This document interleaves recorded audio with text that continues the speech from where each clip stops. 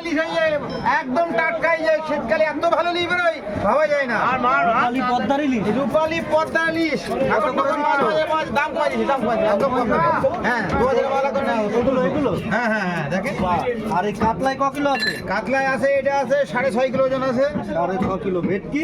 ভেটকি আছে 8 কিলো ওজন আছে, 7 কিলো আছে, 5 কিলো আছে, 2 কিলো আছে।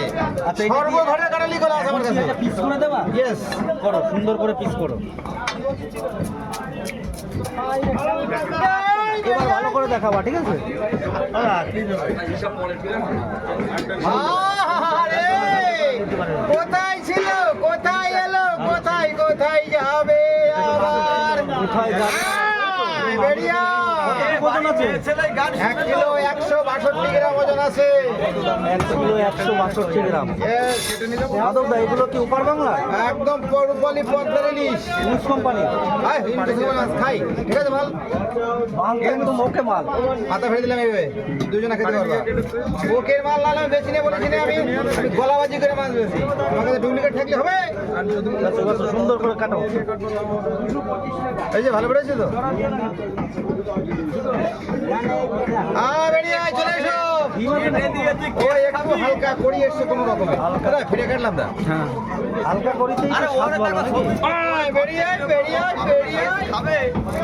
তোর ট্যাক্স দেওয়া লাগবে। তোর ট্যাক্স দেওয়া লাগবে 2 বছর পরে। এক পিস খেলে জীবন ধন্য হয়ে যাবে। এই যে এক পিস খেলেই জীবন ধন্য। ইয়েস দেখুন বন্ধুরা, সকালবেলা মাধব দা ইলিশ মাছ খেতে দিচ্ছে, এক পিস খেলেই জীবন ধন্য। ফেসা কত গো? হ্যাঁ ফেসা নেন 400 টাকা। ভালো হলে ভালো ফেসা ইলিশ এই যে। ওকে